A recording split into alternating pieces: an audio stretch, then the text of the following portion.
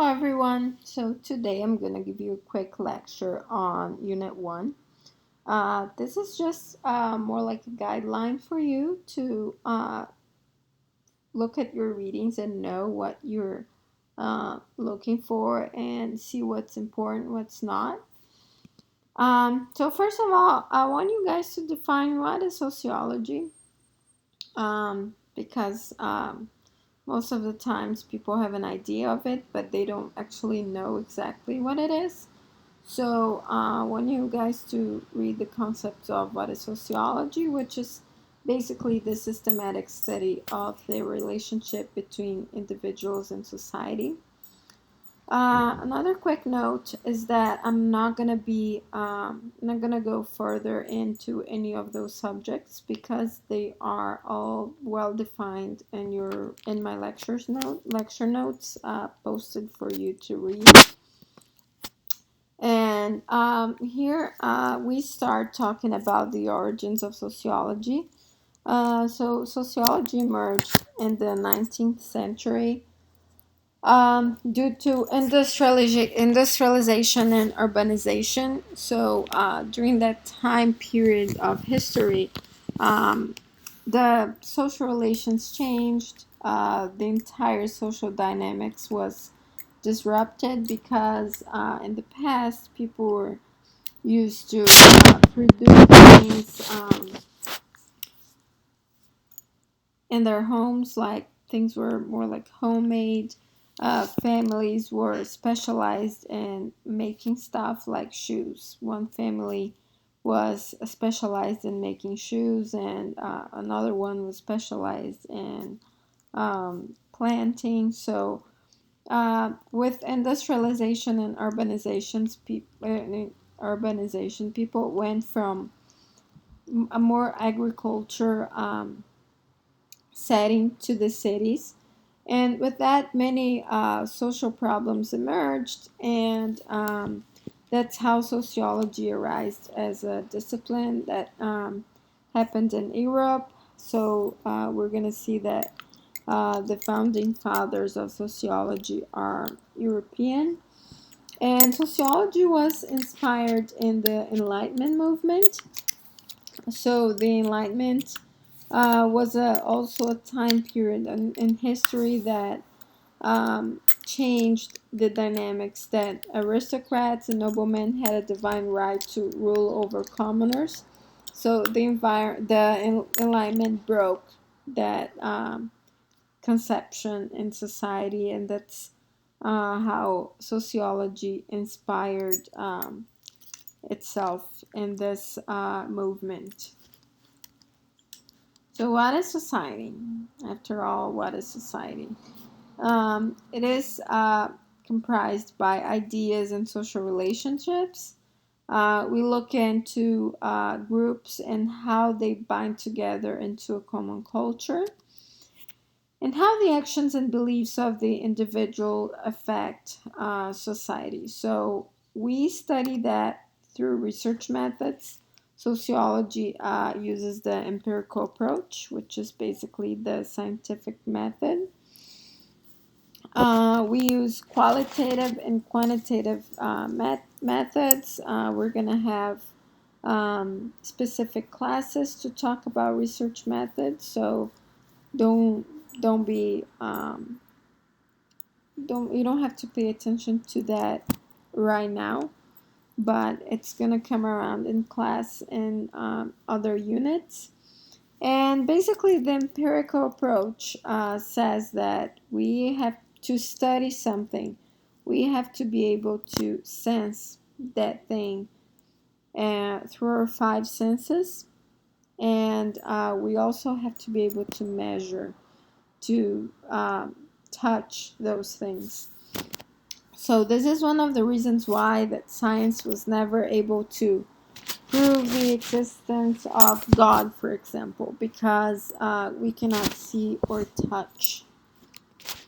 And in sociology, there are three core concepts, which are culture, structure, and power. Please take a look at that in your readings and understand how we define each one of those and how they connect. in the readings, there's a good example in the classroom environment. So you're going to see how those three things are three different concepts, but they are always together. And then I ask you, what is social structure? So social structure, you're going to see in the readings that it's basically status, role, institutions, and stratification.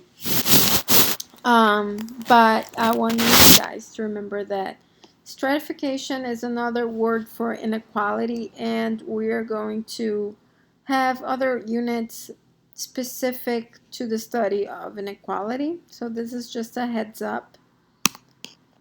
And then what is power?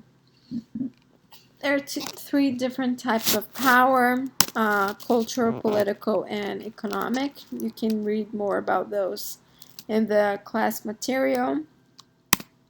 And here I want to talk about agency.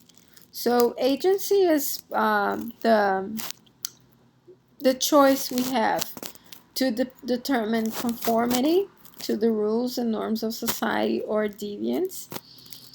And what are the consequences of deviance? Sometimes deviance doesn't have any bad consequences. It can lead to social change. So social change is caused by collective action, social movements, intercultural contact, and technology. So right now we're seeing in the news and all over the place a lot of collective action and social movements like Black Lives Matters. There's also a bunch of social movements online like the Me Too. And I want you guys to keep in mind that agency leads to social change.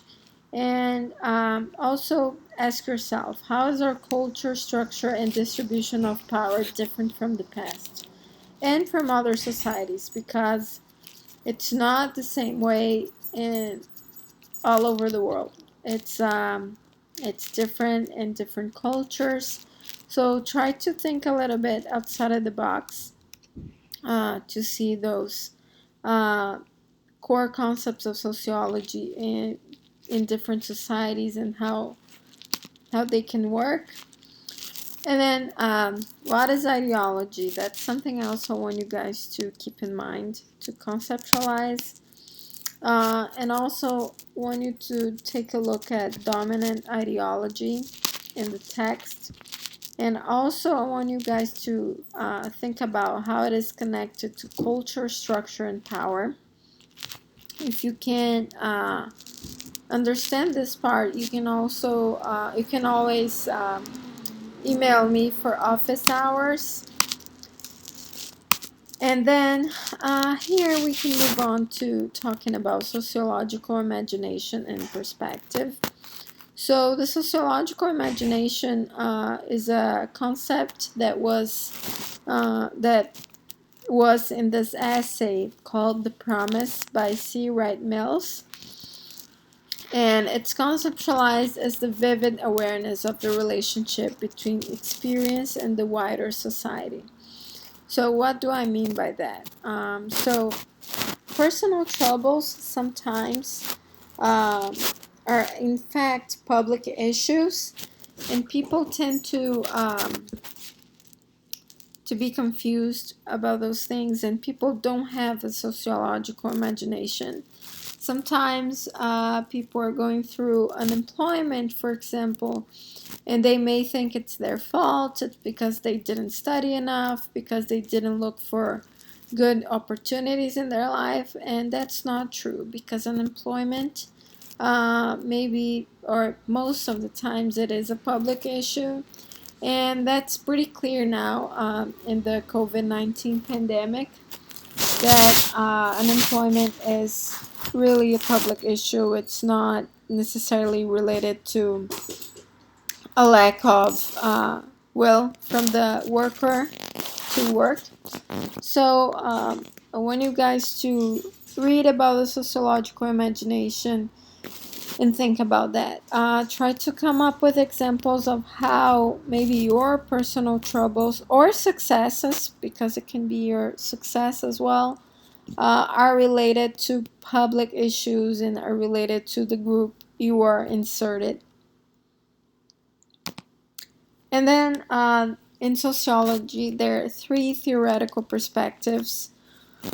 Please make sure you understand all of them and how they differ from each other. So we have structural functionalism, conflict, and social interactionism.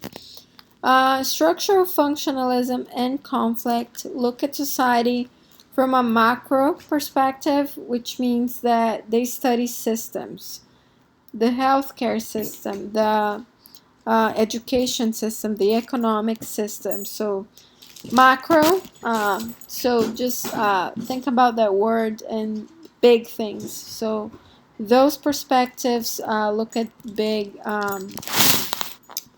systems in society.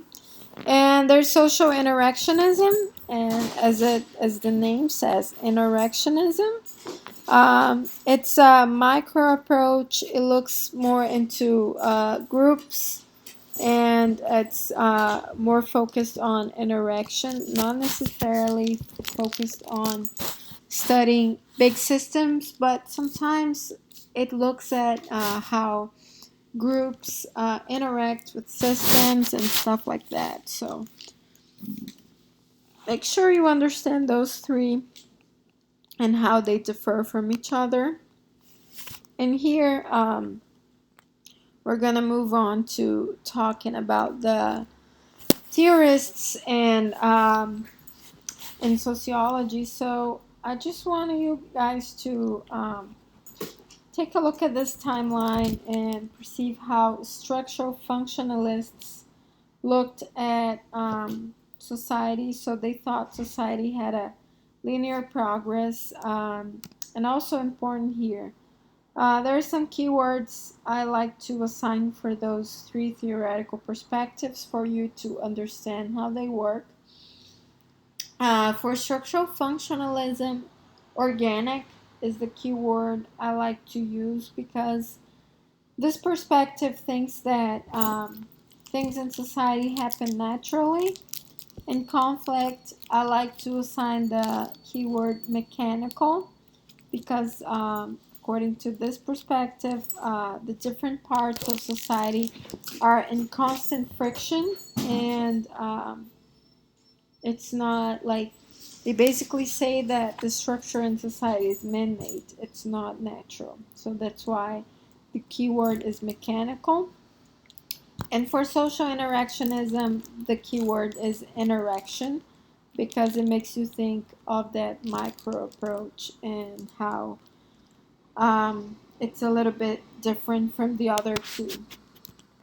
And then here again, so I want you guys to take a look at how society progressed in history. So first of all, we started with a simple way of life, which was foraging based on hunting and gathering. And then agriculture was developed with farming, herding, and trading.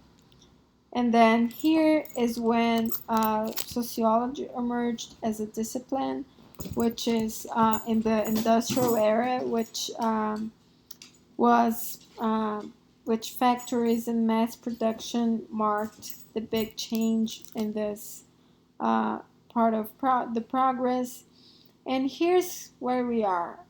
It's a way more complex society than the other ones.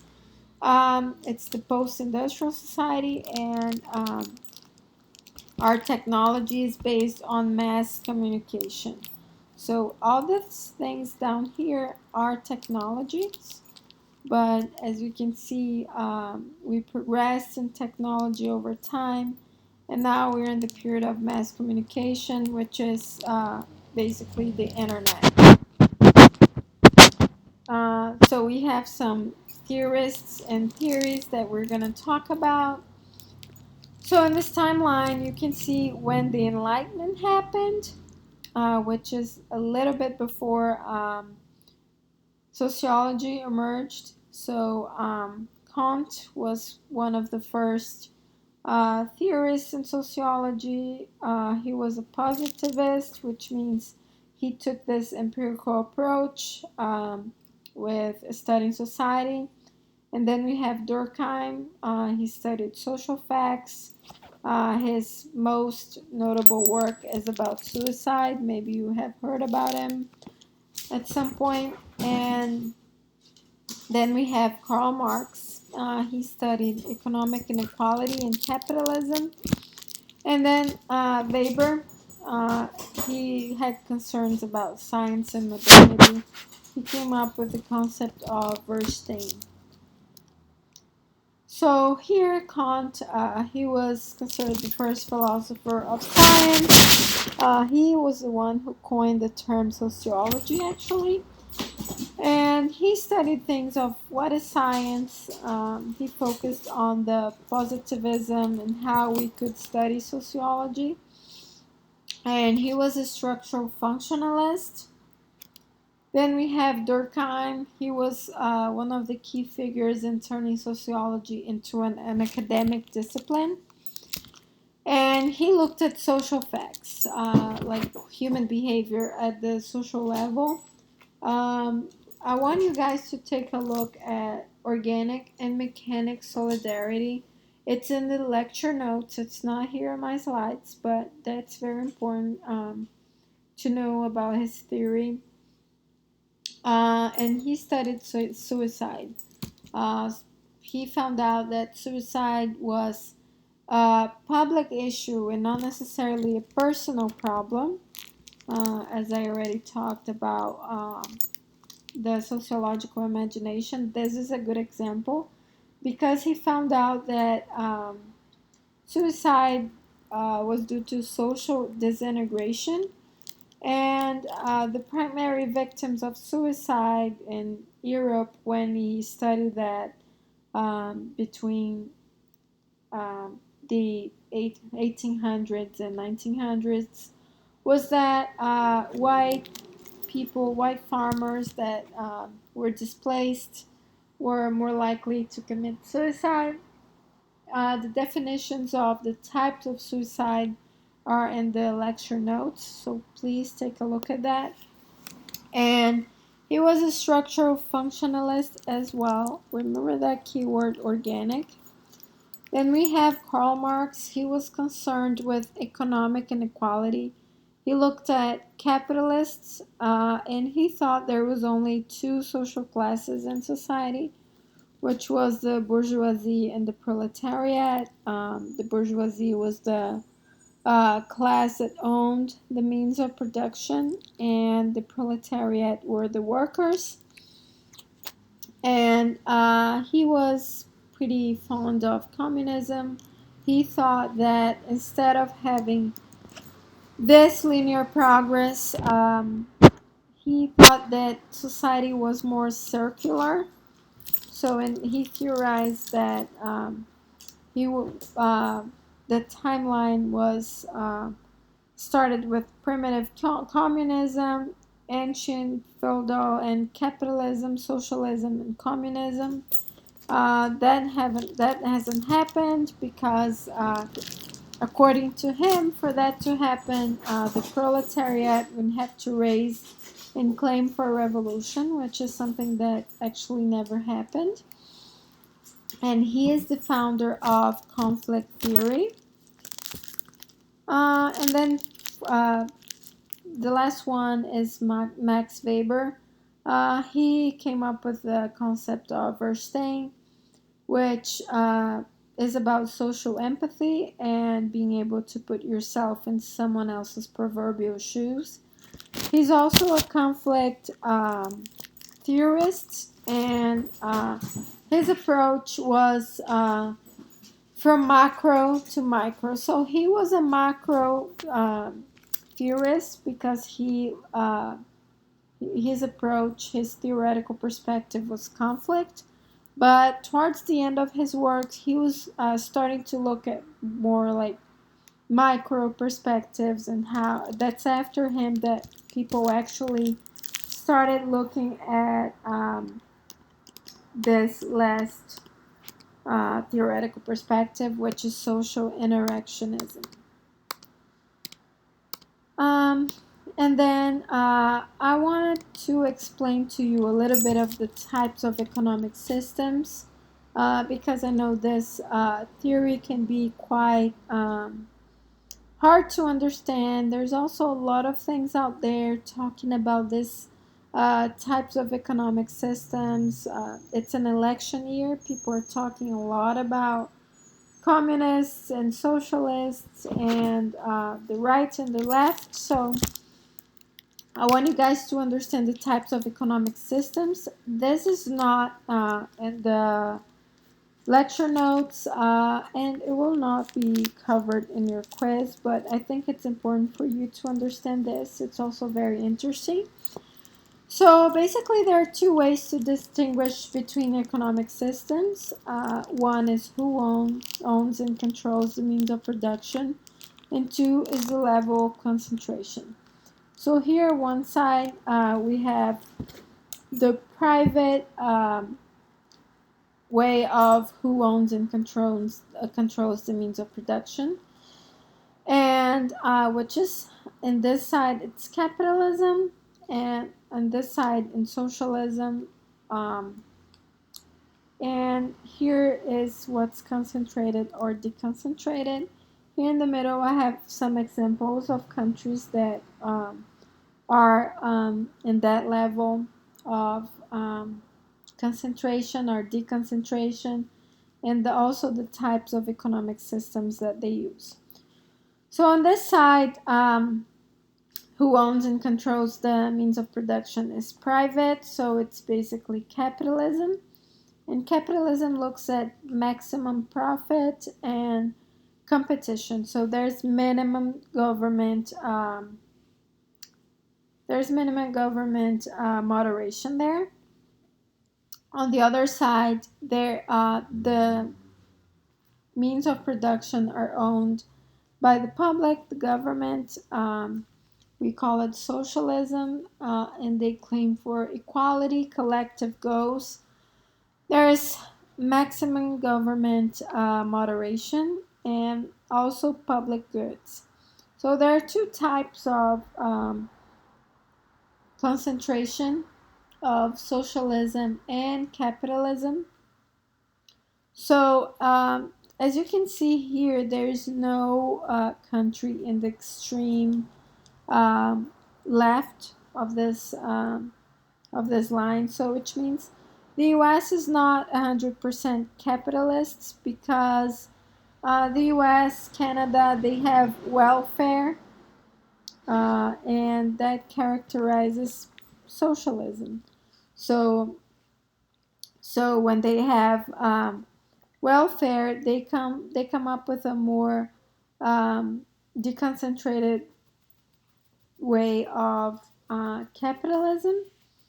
And examples of countries that are closer to the capitalism side but are not quite there because of welfare and other benefits are the US and Canada.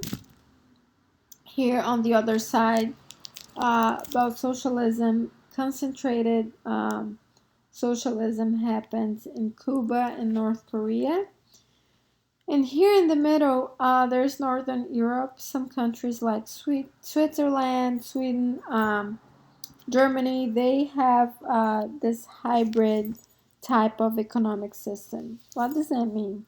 So people basically pay taxes, a lot of taxes, but they have in return a lot of free stuff like healthcare.